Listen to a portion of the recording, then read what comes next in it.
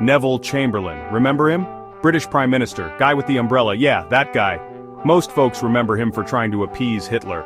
Not exactly a shining moment in history, but what if I told you that wasn't the end of his story? What if I told you about his second act? One that involved secret identities, dangerous cults, and a whole lot of guts.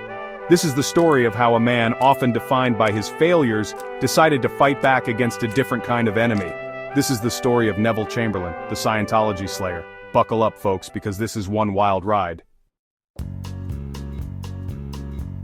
After the whole peace in our time debacle, Chamberlain resigned as Prime Minister. Tough break, right? But here's the thing about Chamberlain, dude was resilient. He wasn't gonna let one massive political miscalculation define him. So what's a former Prime Minister to do? Open a bookshop, obviously. No, seriously. Chamberlain became an avid collector of first editions.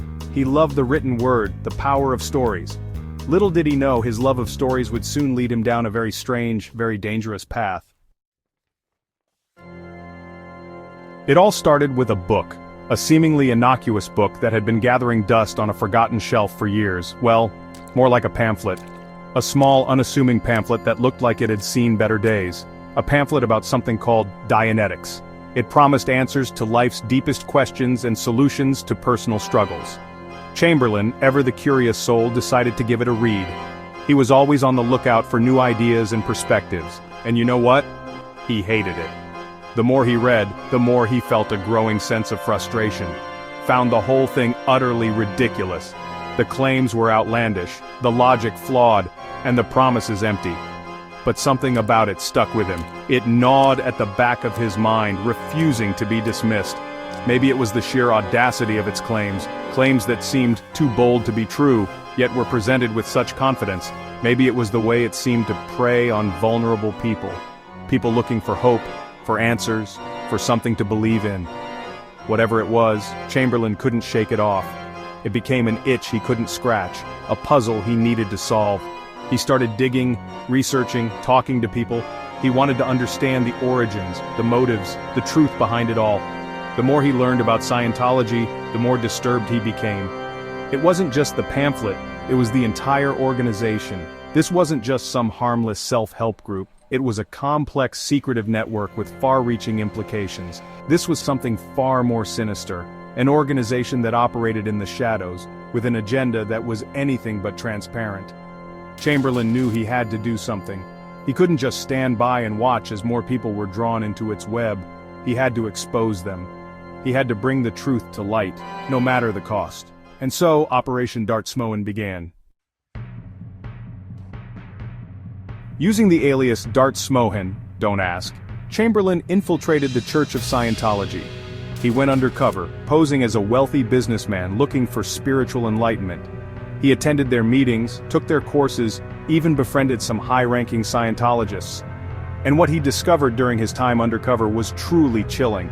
He learned about their bizarre beliefs, their aggressive recruitment tactics, and their ruthless silencing of critics. He uncovered financial irregularities, cases of abuse, and a deeply disturbing culture of paranoia and control. Chamberlain realized that Scientology wasn't just weird, it was dangerous. Section 5. The Walls Close in Scientology Fights Back. Scientology, as you might imagine, is not exactly known for its sense of humor. The organization has always been fiercely protective of its image and operations. When they got wind of Chamberlain's investigation, they were not happy. In fact, they were furious. They saw Chamberlain's investigation as a direct threat to their existence. The Church of Scientology, with its secretive nature and controversial practices, had always been a subject of public curiosity and skepticism. But this was different. This was a full-blown investigation that could expose their inner workings to the world. They unleashed their attack dogs, their lawyers, their private investigators. They mobilized every resource at their disposal to counteract the threat. They tried to discredit him, to intimidate him, to silence him. They used every trick in the book, from legal maneuvers to outright harassment. They tried to discredit him, to intimidate him, to silence him. They even went as far as to launch smear campaigns, spreading false information to tarnish his reputation. They wanted to make an example out of him, to show the world what happens when you go up against Scientology. But Chamberlain wouldn't back down. He was a man of principle, driven by a sense of duty and justice. He knew the risks, but he also knew the truth had to come out. He was determined to see his investigation through, no matter the cost. He knew the risks, but he also knew the truth had to come out. This wasn't just about uncovering the secrets of Scientology, it was about something much bigger. It was about standing up for what was right, about protecting the innocent from a powerful and potentially dangerous organization. This wasn't about politics anymore. This was about right and wrong. This was about protecting people from a dangerous organization. Chamberlain understood that his fight was not just his own. It was a fight for justice, for truth, and for the protection of society. This was about right and wrong. This was about protecting people from a dangerous organization. Chamberlain, the man who once tried to appease a dictator, was now standing up to a different kind of bully. He was determined to expose the truth, no matter the personal cost. This was about protecting people from a dangerous organization. Chamberlain, the man who once tried to appease a dictator, was now standing up to a different kind of bully. He was determined to expose the truth, no matter the personal cost. His resolve was unshakable, his mission clear. Chamberlain, the man who once tried to appease a dictator, was now standing up to a different kind of bully. He was determined to expose the truth, no matter the personal cost. His resolve was unshakable, his mission clear. The fight against Scientology was just beginning, and Chamberlain was ready to see it through to the end. Section 6. A global sensation, Chamberlain's revelations rocked the world. After years of undercover work, Chamberlain was ready to go public. He contacted a journalist he trusted, someone with a reputation for integrity and fearlessness. Together, they decided to publish everything: the documents, the testimonies, the recordings. The world needed to know the truth about Scientology. And the world listened. Chamberlain's exposé was a bombshell. It was front-page news everywhere. People were shocked, outraged, horrified. The carefully crafted facade of Scientology, the celebrity endorsements, the claims of spiritual enlightenment, it all came crashing down. Section 7. The price of truth, Chamberlain's life under threat. Exposing Scientology came at a price, a steep price. Chamberlain faced constant harassment and threats. His reputation was attacked. His friends and family were targeted. He lived under the constant shadow of fear, knowing that Scientology would stop at nothing to silence him. But even in the face of danger, Chamberlain never regretted his decision. He knew he had done the right thing. He had exposed a dangerous organization and protected countless people from their predatory practices. He had shown the world that even a former prime minister, even a man in his twilight years, could still fight for what he believed in. Section 8.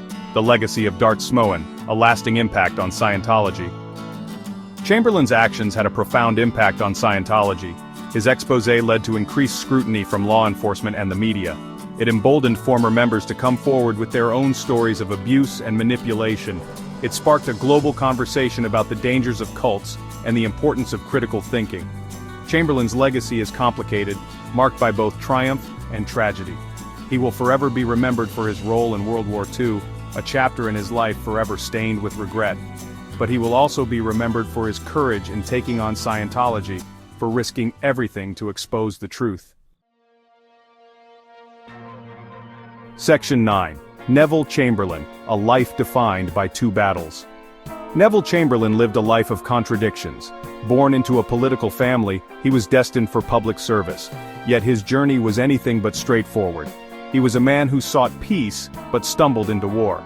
His tenure as prime minister is often overshadowed by his policy of appeasement towards Nazi Germany, a decision that has been scrutinized and debated by historians for decades. He was a man who sought peace but stumbled into war. The Munich Agreement of 1938, which he famously declared would bring peace for our time, is now seen as a tragic miscalculation. Chamberlain's hope was to avoid another devastating conflict like World War I, but his efforts only delayed the inevitable. Despite his intentions, he found himself leading Britain into the very war he had hoped to prevent. He was a leader who made grave mistakes but also possessed a deep sense of justice. Chamberlain's policies and decisions were not without their flaws, but they were driven by a genuine desire to protect his country and its people. His sense of duty and responsibility was unwavering, even in the face of immense criticism and personal doubt. He was a politician who craved privacy, but ultimately chose to step back into the spotlight, not for power, but for truth. After his resignation as Prime Minister, Chamberlain could have retreated into a quiet retirement. Instead, he continued to serve in Winston Churchill's government, contributing to the war effort in any way he could. His commitment to his country never wavered, even as his health began to decline. In the annals of history, Neville Chamberlain will always be a complex figure. His legacy is a tapestry of triumphs and failures, of noble intentions and unintended consequences. He is often remembered for his role in the lead-up to World War II, but there is much more to his story. Chamberlain's life was marked by a relentless pursuit of what he believed to be right, even when the odds were against him. But one thing is certain: his fight against Scientology, his unwavering commitment to exposing their harmful practices, stands as a testament to his resilience, his courage, and his unwavering belief in the power of truth.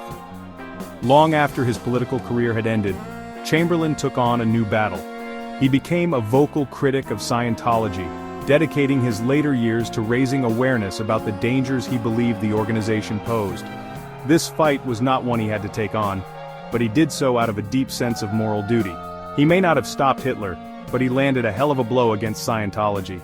His efforts brought attention to issues that many were afraid to speak about, and his courage inspired others to join the cause. Chamberlain's legacy in this regard is a powerful reminder that one person's voice can make a difference, even in the face of formidable opposition. And that, my friends, is something worth remembering. Neville Chamberlain's life was defined by two battles, one against the forces of tyranny in Europe, and another against the insidious influence of Scientology. Both battles were fought with the same unwavering determination and belief in the power of truth. His story is a testament to the complexity of human nature and the enduring impact one individual can have on the world.